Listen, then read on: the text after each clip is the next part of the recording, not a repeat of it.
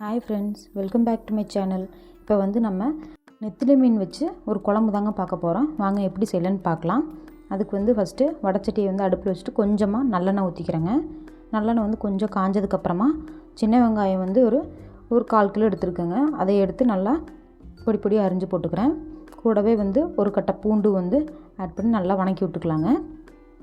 கூடவே வந்து 2 வரமிளகா போட்டிருக்கேன். இது கொஞ்சம் காரமாகவே இருக்கும் எனக்கு, அதனால் நான் 2 மட்டும் போட்டுக்கிறேன். நீங்கள் உங்கள் காரத்துக்கு தகுந்த மாதிரி கூட போட்டுக்கலாம். அப்புறம் ஒரு கைப்பிடி கருவேப்பிலை தழை ஆட் பண்ணிக்கிறேன். நல்லா வணக்கி விட்டுக்கலாங்க. வெங்காயம் வந்து கொஞ்சமாக கலர் மாறுற அளவுக்கு வணக்கினா போதுங்க. கூடவே கொஞ்சமாக சீரகம் ஆட் பண்ணிக்கிறேன். ஒரு 4லேருந்து 5 வரமிளகா ஆட் பண்ணிக்கலாங்க. வணக்கி விட்டுறலாம். கூடவே வந்து ஒரே ஒரு மீடியம் சைஸ் தக்காளி வந்து பொடி பொடியாக அரிஞ்சிருக்கேன். அதையும் வந்து இது கூட ஆட் பண்ணிக்கலாம். ஆட் பண்ணி அதையும் வணக்கிடலாங்க. கொஞ்சம் வணங்கட்டும். இது வணங்கிலே வந்து கொஞ்சமாக புளி ஆட் பண்ணிடலாங்க. இது கூட ஒரு சின்ன எலுமிச்சம் சைஸ் புளி. இது வந்து கொஞ்சம் புளிப்பாக இருக்குங்காட்டி சின்னதாக ஆட் பண்ணியிருக்கேன். நீங்கள் வந்து அந்த புளி வந்து புளிப்புக்கு தகுந்த மாதிரி நம்ம ஆட் பண்ணிக்கலாம். ஏன்னா மீன் குழம்பு வந்து நல்லா புளிப்பாக இருந்தால் நல்லாயிருக்கும். அதுக்கு தகுந்த மாதிரி நீங்கள் புளி ஆட் பண்ணிக்கலாம். இப்போ இது கூட வந்து மல்லித்தூள் ஆட் பண்ணுறேங்க.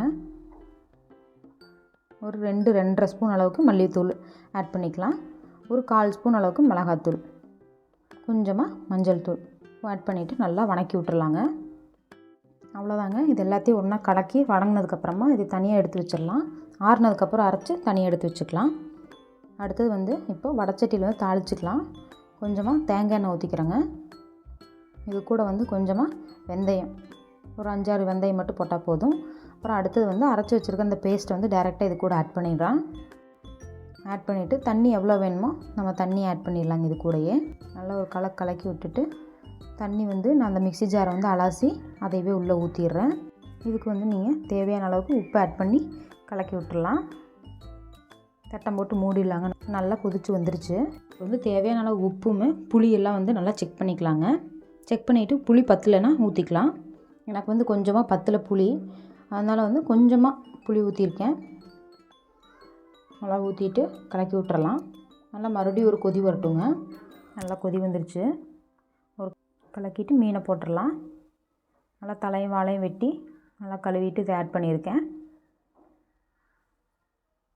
எல்லாத்தையும் ஆட் பண்ணியாச்சுங்க. சும்மா ஒரு கலக்கு மட்டும் லைட்டாக மேலே கீழே தள்ளிட்டு மூடி வச்சிடலாம். நல்லா கொதி வந்துருச்சு. மீன் நல்லா வெந்திருக்குங்க. அவ்வளோதாங்க, வெந்துருச்சு. நல்லா கலக்கணும்னா உடஞ்சிரும். லைட்டாக மட்டும் அப்படியே சும்மா கலக்கி விட்டு எடுக்கணும். அப்படி எடுத்தோம்னா தான் நல்லா இருக்குங்க. இல்லைனா மீனெல்லாம் துண்டு துண்டாக உடஞ்சிரும். அவ்வளோதாங்க. சிம்பிளாக ஒரு நெத்திலி மீன் வச்சு ஒரு குழம்பு பார்த்துருக்கோம். இது எப்படி இருக்குன்னு செஞ்சு பார்த்துட்டு கமெண்ட் பண்ணுங்கள். லைக் பண்ணி சப்ஸ்கிரைப் பண்ணுங்கள். தேங்க்யூ.